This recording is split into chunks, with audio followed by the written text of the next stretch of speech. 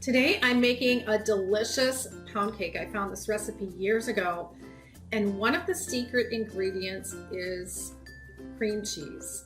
You only need 3 ounces. Now remember back in the olden days when all the grocery stores sold a 3-ounce package of cream cheese? Well, some still do, but mine doesn't.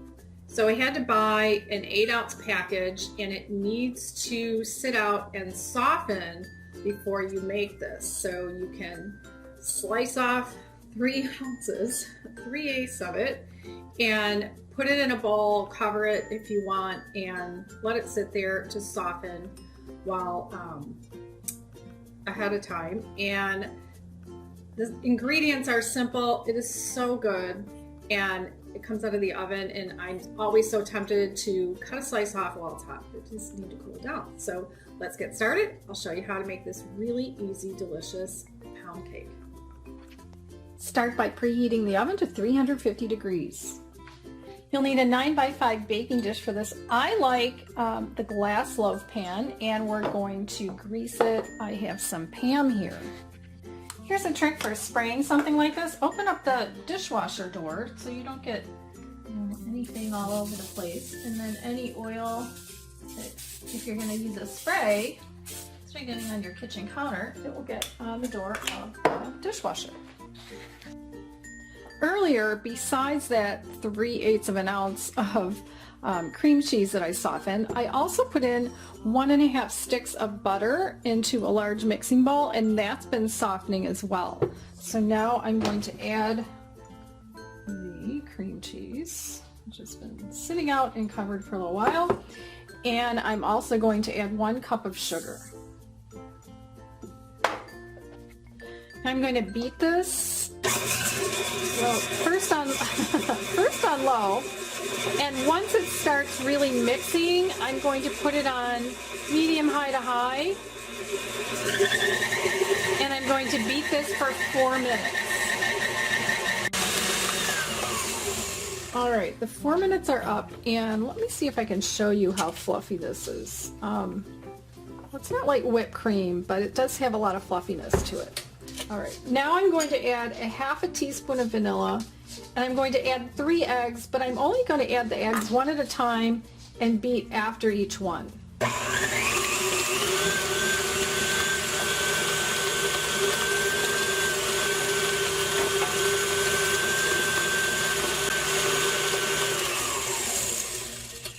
Now I'm going to add got a couple things in here. 1/2 teaspoon of baking, oops, that's really dark, baking powder, and 1/4 teaspoon of salt is in here.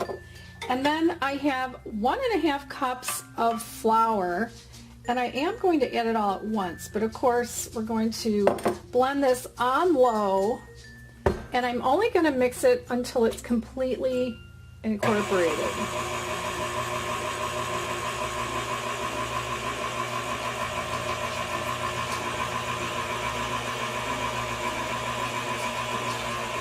And sometimes I like to, since I'm just going to be doing a small amount, I like to put my arm in front of the camera and just scrape down the sides to make sure I get all of that flour incorporated.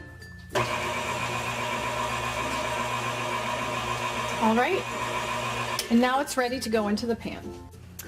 All right, so now I'm ready to put this in here. It's kind of hard to do and show you without having an island. I don't have an island. It's a really thick batter. It doesn't really pour, so I'm using a large spatula type spoon to scoop it out. But I think I'll speed this up.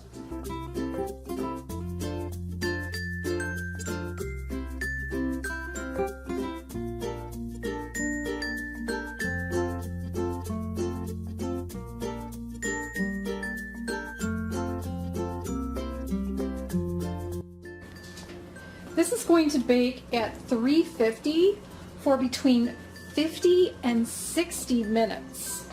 We'll be testing it at 50. It's been 50 minutes, and I can tell you, I don't even have to It's just so wet. Oh yeah, I need another 10 minutes at least. It's been 60 minutes, so let's give it the toothpick test again. I hope it's coming out with a crumb, but I don't know. It still feels kind of wet. Yep, it's not done yet. I'm going to give it another 5. Let's try it again. Okay, this is feeling better. So if it comes out with just a crumb on it, that's okay. If it comes out wet, that's not. So I'm going to take it out. Next, it needs to cool in the pan for 10 minutes. The 10 minutes are up, so now I can, let's see if I can touch it. I'm going to take it out of the pan, and I like to just run a regular dinner knife along the edges, and it's not sticking, so this is nice. And then just easily, ooh, and there it goes. And now it's still really hot, and it needs to cool completely before it can be sliced. After the pound cake cools, you can slice it like I have here, and I've already tasted it, and it is delicious. I wrap it in plastic wrap and then in foil. It disappears fast enough that it doesn't need to be refrigerated, but if you're going to have yours for a while, you can refrigerate it. You could also wrap it really well, plastic, foil, then a freezer bag, and freeze it. I hope you enjoy it. Thanks for watching, and please subscribe.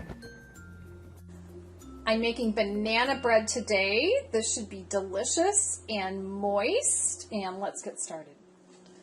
To start off, preheat your oven to 325 degrees, and don't